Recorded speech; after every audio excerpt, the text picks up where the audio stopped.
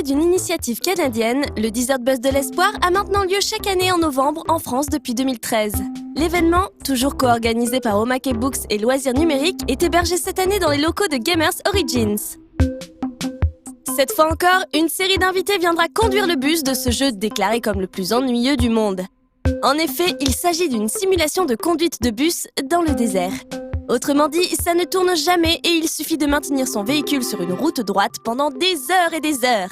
Mais l'intérêt est surtout d'entendre parler les invités. En fait, il y a le principe de relais, c'est-à-dire qu'on donne vraiment de sa personne, il faut être attentif. Et en même temps, il ne faut pas non plus... c'est ouvert à tous, c'est vraiment démocratisé. C'est un jeu vidéo très très simple. Même quelqu'un qui ne joue pas aux jeux vidéo peut s'y prêter, peut se prêter au jeu, tenir la manette et donner un petit coup de volant avec 2-3 touches de temps en temps. C'est à la portée de tout le monde et du coup, c'est bien pour effectivement ouvrir à la discussion.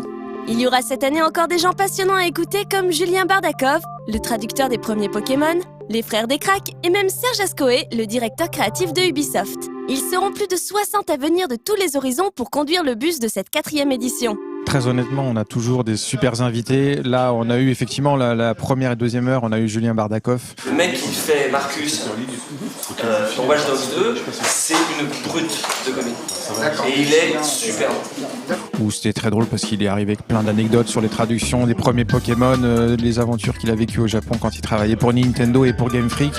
C'était très drôle, donc un très très bon client et il a fait beaucoup de bien, je pense, au Desert Bus.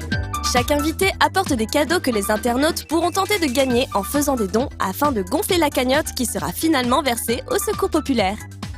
Alors, officiellement, on veut juste battre le record de l'année dernière qui était à 33 000 €, pour lequel on était vraiment très contents parce qu'on avait déjà fait 30% d'augmentation par rapport aux dons de l'année précédente. Et officieusement, nous, en interne, avec tout le travail qu'on a fait sur la communication et sur les moyens en amont, on pense qu'on peut atteindre 50 000 € de dons. Donc, c'est vrai qu'on serait très heureux si on pouvait les atteindre. Le Secours Populaire, comme l'année dernière, va allouer ces dons, en fait, tout simplement au Père Noël Vert. Le Père Noël Vert, c'est une entreprise qu'ils font autour de Noël pour simplement offrir aux enfants qui n'ont pas forcément un Noël ou qui évoluent dans un cadre un peu plus populaire et qui n'ont pas forcément la chance d'avoir un Noël digne de ce nom, d'en avoir un peu plus correct et d'enjoliver justement la fin d'année. L'émission est retransmise en direct sur Twitch. Si vous souhaitez faire un don, il suffit d'aller sur le site officiel de l'opération, desertbus.fr.